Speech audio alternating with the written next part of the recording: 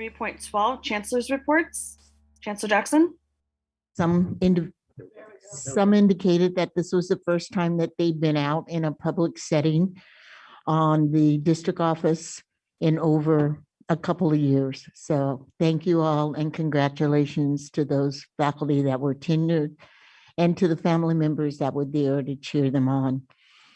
I'd like to start in reverse order from what we did earlier this afternoon. So I'd like to have the College of Alameda, which was last, and came in with a rousing applause and even got a chant going, Dr. Jones. So you would be first, and then we would be followed by Berkeley City College. Oh, I'm sorry, Merritt College. You're right, Merritt College, Laney College next, and then Berkeley City College because they were the first ones. So with that, I'll turn it over to the presidents. And then at the end, I just want to give a little shout out to our students. So I'll start with you, Dr. Jones. Okay, good evening, President Reese, trustees, Chancellor Jackson, colleagues. Is it on? Okay, all right, good. Oh, no worries. Colleagues and guests, I'm pleased to provide this report for the College of Alameda. First, I would like to say it was a pleasure seeing and spending time yesterday with those of you who attended the Dr. Bill Rowley Golf Tournament.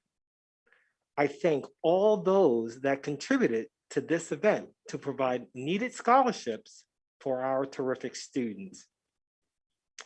On May 5th, College of Alameda held an Education Master Plan Forum entitled Charting the Course for COA's Future. This hybrid event was a primer to the significant work to be done in the fall to update our educational master plan. The forum sought to update the campus community on the process to be used to update our master plan and to review the revised timeline for getting this important work done. Also, to share some salient data and information that would influence key drivers of our work, and also to invite broad participation in the process by all stakeholder groups. I, along with our acting vice president for instruction, Dr. Barami, our vice president for admin services, Augustine Gill, our vice president for student services, Dr. Vasconcelos, and our director of planning and research, Dominique Benavides, made presentations and facilitated breakout room discussions. Next, I would like to highlight some past and upcoming events and celebrations. On May 4th, we celebrated or had our family night where we shared information with high school students and their families about the programs and services that we offer at the College of Alameda. May 18th, I was able to participate in the inaugural Puente banquet to celebrate the success of our Puente students. May 20th, we celebrated the retirement of faculty members Bill Andrews, Maylene Coffer, Dr. Phyllis Tappy, Juanita Tyree, Deb Green, and Bob Gill at our emeritus luncheon. It's the first time we've had the opportunity to have this event in the past couple of years. On May 21st, I was pleased to participate in the African and African American graduation celebration held on Merritt's campus and virtually.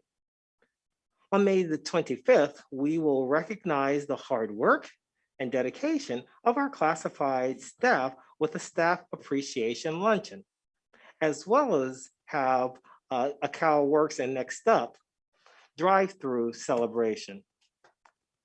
And On May 27th, we will hold our virtual commencement and Grad Fest event to recognize the accomplishments of our graduates. On May 28th, we will be holding our virtual Latinx graduation as well. In closing, to our graduates, congratulations. I wish you continued success and achievement in this new chapter of your life. To our continuing students, we look forward to seeing you for intercession, summer, and fall classes. Lastly, to our faculty, staff, and administrators, I would like to thank you for your great work this past academic year and your ongoing dedication to our students and college community. I wish you a wonderful and safe summer. This ends my report. Thank you very much.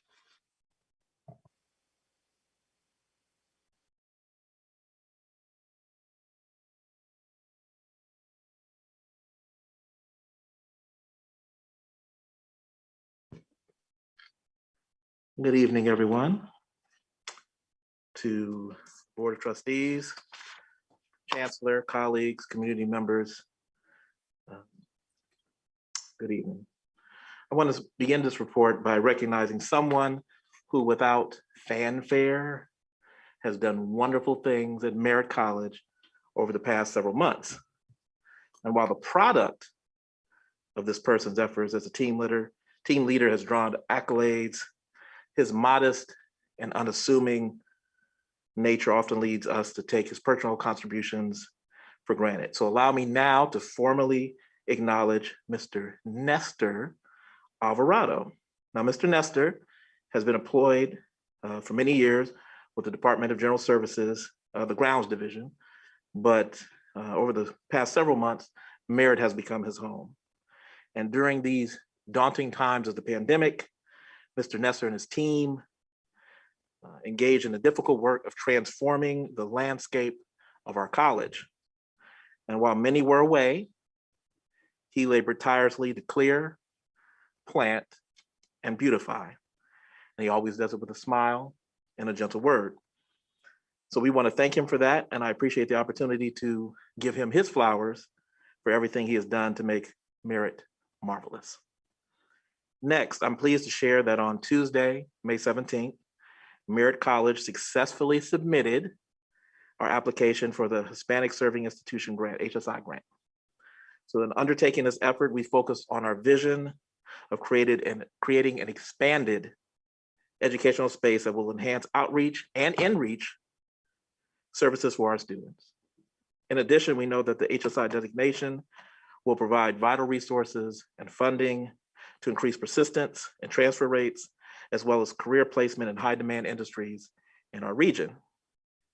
And finally, the HSI grant will strengthen the institution's infrastructure, effectiveness, and capacity to thrive, while also supporting the community at large with improved program quality and increased academic offerings. So we're looking forward to joining our sister colleges with that, a little late to the party, but we're gonna get there. And as such, I want to thank our VPSS, Lilia Chavez, for her leadership on this, as well as our Director of Research and Planning, Mr. Nathan Pellegrin, Executive Assistant Jamila Sela, and faculty members Mario Rivas, Marty Zelke, and Rosa Perez. And we should know the outcome of our efforts by the end of September. Finally, we had a celebration earlier today about those who got tenure. But I want to recognize 4 faculty members who are retiring at the end of this semester. Miss Jennifer Briffa, who's in child development. Miss Mary Sidio, who's one of our counselors. John Murphy, in medical assisting, and Megan Talbot in nursing. With their respective departures, we lose not only decades of teaching experience and institutional memory, but also their commitment and affection for their students and our institution. So in the weeks to come, we're going to plan a retirement party that's befitting, their legacy and their efforts and what they're leaving behind. But Suffice to say, in the meantime, we just want them to know that we respect them and they have our love and appreciation. So with that, that concludes the report from Merritt College. Good evening, Chancellor Jackson, President Napoli Abella Reese, members of the governing board, students and graduates, colleagues in education, and valued community members. Tonight in the board report that I've submitted in writing, you'll find some updates about a paid internship to our journalism students from the Oakland side, particularly one for Mr. Lucrin Piper. Also a recap of our 5-10-day celebration that we had on the Laney College Quad. Also, we have some end of semester data for you regarding our meal distribution efforts that have now come through our food pantry. And also some information about a very special award that I'll be referencing later in my report. Before I begin my prepared remarks, though, I would like to extend congratulations to not only to Shona Christensen, but also to Coach Beam and the staff within athletics at Laney College, just for the incredible efforts you make to have champions of all our student athletes. Speaking of champions and accomplishments, this Friday, May 27th, we're certainly looking forward to seeing everyone at 11 o'clock, as we will be handing out 710 awards to our graduates. And then once that live ceremony is completed, at 3 o'clock, there will be a virtual ceremony, which means that those collecting their diplomas and their certificates will be able to go home and see the ceremony via live stream, along with several graduation addresses by members of our campus community. Graduation activities have been going on in full swing at Laney College, and certainly I'll be providing a complete report of all the various events we had. But often here in Peralta, we're great when we do things together. And this past Saturday, the 21st, I was so appreciative of the folks at Merritt College, specifically President Johnson, Vice President Denise Richardson, Ramona Butler, Rose Allen, and others who hosted the Peralta District for the African American graduation ceremony. And I was so glad to be there and take part, and just have an opportunity to meet with so many graduates, not only at Laney, but at the other Peralta colleges, to just hear about their accomplishments, the blood, sweat, and tears, if you will, and as well as the next steps, hearing some things about going on to some fascinating transfer endeavors at UC Berkeley, at Cal State East Bay, and other places. And then also to hear from a few people about their exciting plans to start their own businesses. I thought those were some great things that happened. I also want to recognize, because I was not the only person from Laney who was there, I'd also like to appreciate Hope Lane, Kim Blackwell, Janelle Tillotson, Douglas Cobb, Shanice Milliken, and Becky Upsada, all of whom gave time on their Saturday to not only show up, but in many cases, prepare, set up, do takedown, do planning of the event. And like I said, I think we're all greater when we come together, and it was great. As Terrence Fisher mentioned in his report, on Friday the 20th, Laney College had its employee appreciation event. And this was actually the first time that as president, I got to do something in person with the entire campus community. So it was very exciting. The event began with something I can only describe as a kind of taste of Laney College lunch that was put on by our folks in food services. And it was, there were 5 stations set up. There was one that featured Jamaican jerk chicken. Another station featured food from Bali in Indonesia. Another one was a comfort food station with lasagna, fried chicken, garlic bread. There was a vegetarian table that had tofu and rice dishes. And then my personal favorite was the ribs with macaroni and cheese and cornbread table. So I think there's some exciting things ahead in terms of taste of Peralta, taste of Laney, and some wonderful things that we can potentially do. As we began kind of the formal part of our program, I think one of the most touching moments was the thunderous applause that was given to the entirety of our custodial staff that turned up for the event as we expressed our appreciation to them. as well as the years of service awards that were referenced earlier. And I would also like to extend my appreciation to Kin Tran for her 30 years of service. We honored our retirees. And then we also did something that's very Laney. We had our We Rise Awards, which are colleague nominated awards for kind of employee of the year. Among our student workers, Ms. Lita Hernandez was the winner. As mentioned earlier, a gentleman who seems to be everywhere on our campus, Mr. Louis Thrower, was the classified employee of the year. From the art department, Professor Martha Storm was our part-time faculty member of the year. And for the first time, we had co-winners for the full-time faculty member of the year. It ended in a tie.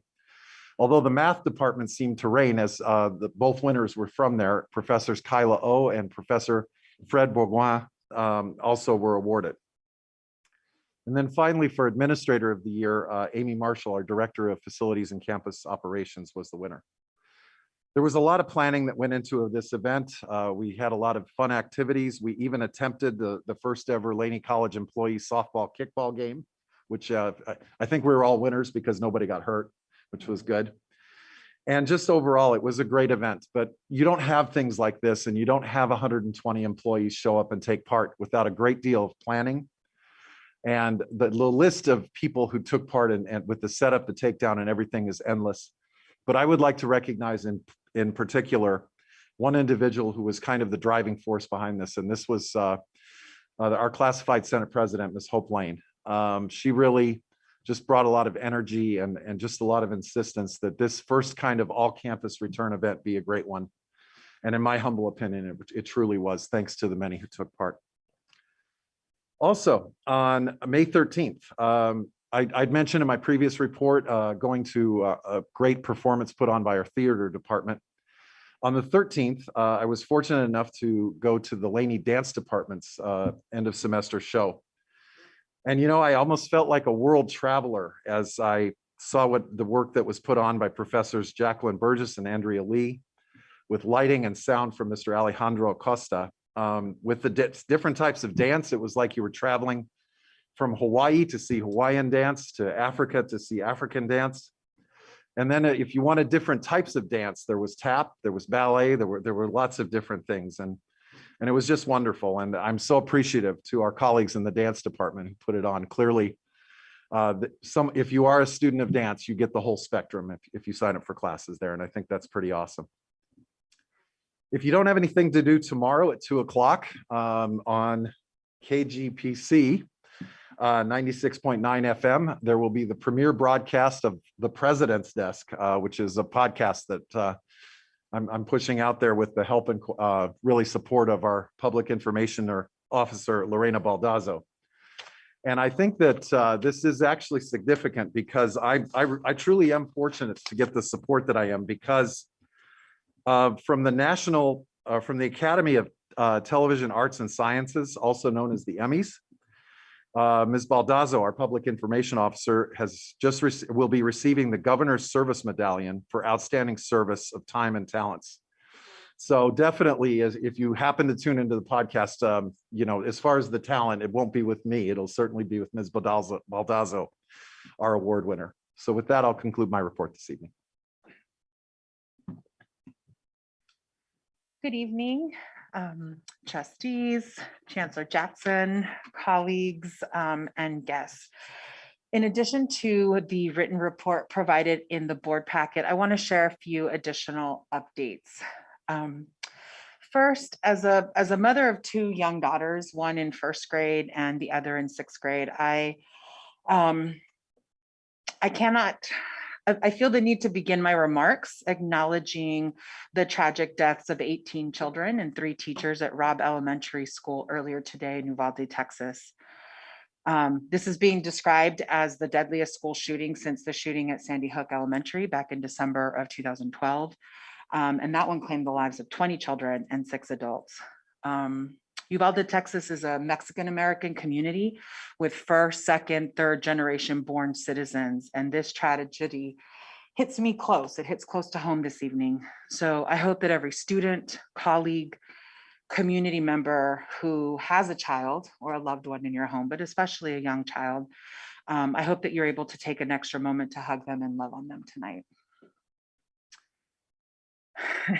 In what I hope is not too rough of a transition, I do want to share my sincerest and great appreciation for Director Lanice Jones, the entire foundation team, the Peralta Colleges Foundation board members, for their work in producing the largest student scholarship fundraiser of the year, the Bill Riley Golf Tournament.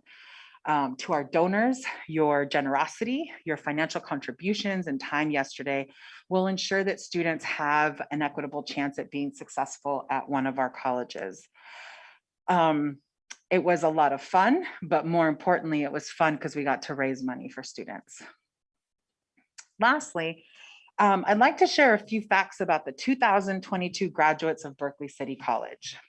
So this Thursday evening, BCC is conferring a total of 631 awards this year, with 365 of those being associate degrees and associate degrees for transfer, and 266 certificates. 38% of those students, or 241, will earn completion with honors of cum laude, magna cum laude, or summa cum laude. 51% are first-generation college students, graduates. 64% identify as female, 32% identify as male, and 4% identify as gender non-binary. 19 to 24-year-olds make up 46% of the graduates, while 43% of the graduates are from 25 to 54 years old. Our youngest graduate this year is 16 years old, and 2 of our graduates are a ripe young age of 72 years old. 27% were enrolled in some combination of BCC and throughout our sister colleges. 30% identify as Latino, Latina, Latinx, 22% is white, 19% is Black, African American, 19% is Asian. And 100% of the graduates represent the very best of Berkeley City College and of the Peralta Community College District. We are just so proud of our graduates and look forward to celebrating them. It really does take every single one of us to support students across the commencement stage. Thank you to the BCC classified professionals, to the faculty, administrators for showing up every day to make educational dreams become a reality. I hope that you're able to join us on Thursday evening during our YouTube Live event for our virtual celebration and Friday afternoon for our in-person. Just congratulations on a wonderful semester and wishing all the best of summer. Thank you. Thank you, Presidents. This is the time of year that we each get a chance to sit back and reflect over what we've accomplished this last year, both in terms of what we personally have accomplished as well as what we have been able to share with our students and our community. And I recorded for our virtual presentations a message that included a poem, and I'd like to share that because I think it speaks to all of us, whether you're graduating, whether you're continuing on as an administrator, as a faculty member, or as a classified professional. And the poem is entitled Perseverance, and I'll end with that because I think that's what we've done this last year, is to persevere against all odds, against things that sometimes are put in your way as a learning experience, challenges, loss of loved ones in some cases, friends and colleagues. But to me, in all of that, we have to persevere. So I'm just going to take, it's only about a minute long, and I'd like to just read that to you. When things go wrong, as they sometimes will, when the road you're trudging seems all uphill, when the funds are low and the debts are high, and you want to smile, but you have to sigh, when care is pressing you down a bit, rest if you must, but do not quit. Success is failure turned inside out, the silver tint of the clouds of doubt. And you can never tell how close you are. It may be near when it seems so far. So stick to the fight when your heart is hit. It's when things go wrong that you must not quit. So to the graduating class, never quit. Always pursue your dreams. They are attainable. If you believe in yourself, others will too. And thank you. That concludes our report.